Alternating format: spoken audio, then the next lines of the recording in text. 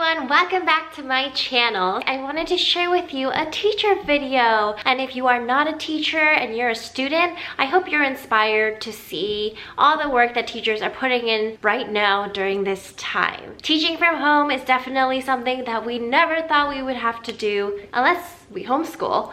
So I wanted to share with you some tips on how to work with distance learning and how to make it better for you and your students.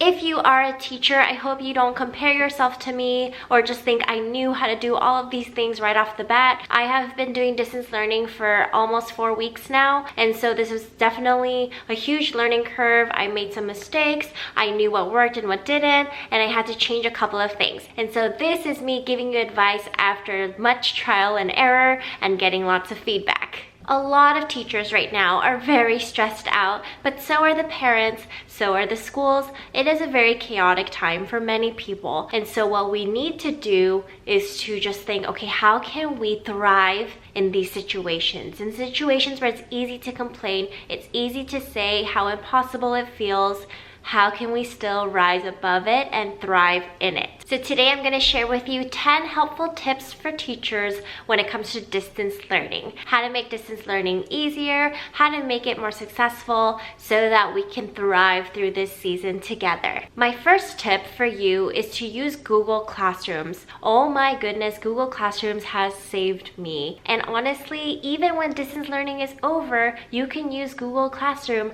throughout your school year too, depending on the grade level that you teach. I teach 3rd grade, and I've found that my 3rd graders are learning how to navigate through Google Classroom pretty seamlessly. You can post assignments, you can post videos, and you can also post Google documents for students to type on. They can turn in all of their work there. You can also individually comment and give feedback to your students on Google Classroom. And students can also ask questions on the main page where they can write comments, discussion questions, and answers. It's really just a great way to see all of their work all in one place. And that was one of the things that made it easier for our parents. In my Google Classroom, I arranged it to be by day.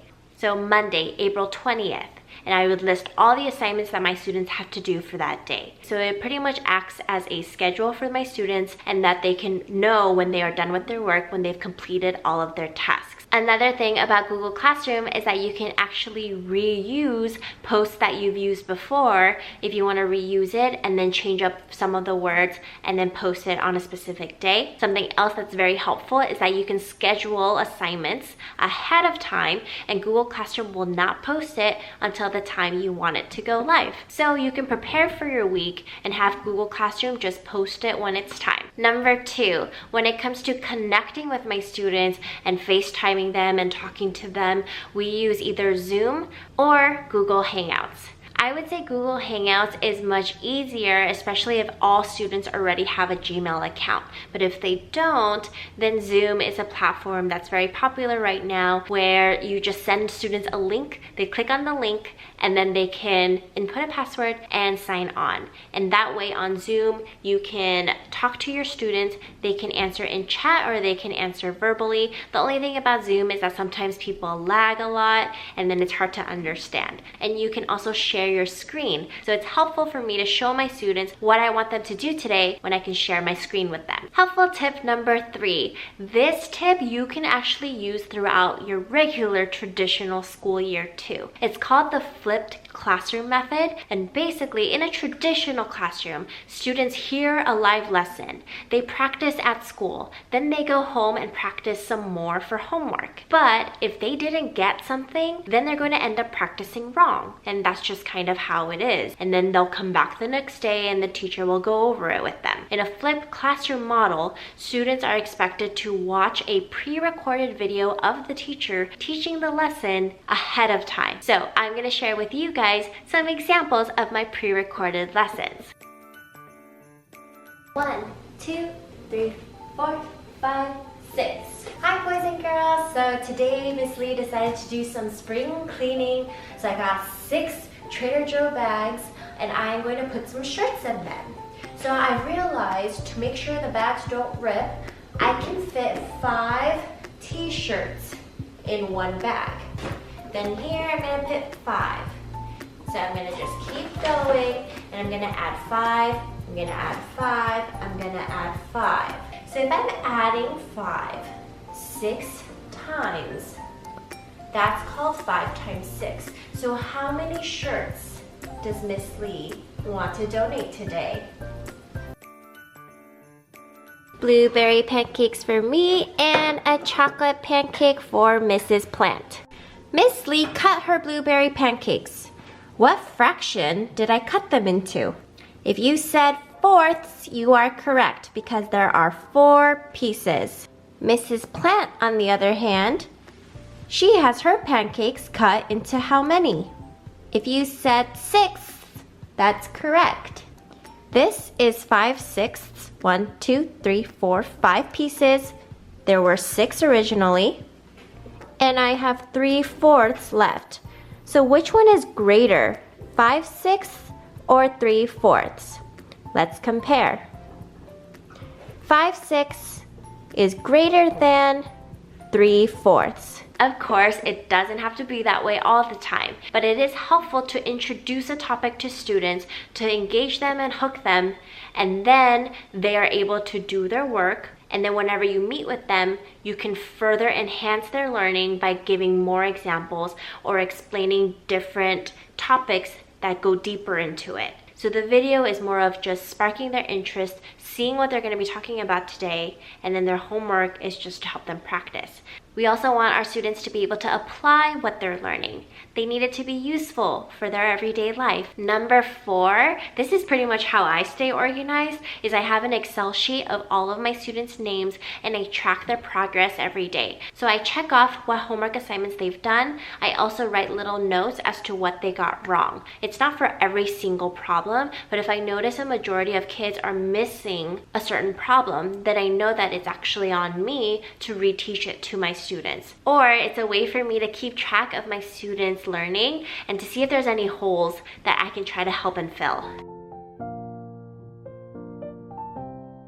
Number 6, if you teach students who are in kindergarten, 1st grade, or 2nd grade, Seesaw is another way of putting all of your assignments in one place, but it's much more user-friendly. It's more geared towards younger kids, and it's more fun, I would say. Google Classroom, it is a classroom. Seesaw, it's a fun little area where students can also write comments, but the documents look like a piece of paper. It's just much more user-friendly, I would say, for younger kids. Tip 7, I do emphasize a lot on math, so I wanted to share some math platforms that can help your students and enhance their learning, especially when they're at home. So Zern, Extra Math, and Khan Academy. Those 3 sources are really great, and you can create accounts for your students. You can keep track of what they are doing, and it's just a great way for students to retain fluency practice and to continue to apply themselves. And this is the perfect time for them to use their computers to engage in content. And yes, at my school, because I teach at a private school, all of my students have access to technology, but I know that that is not the case at many other schools. And so with that, I know that those teachers are trying their best with what they've got.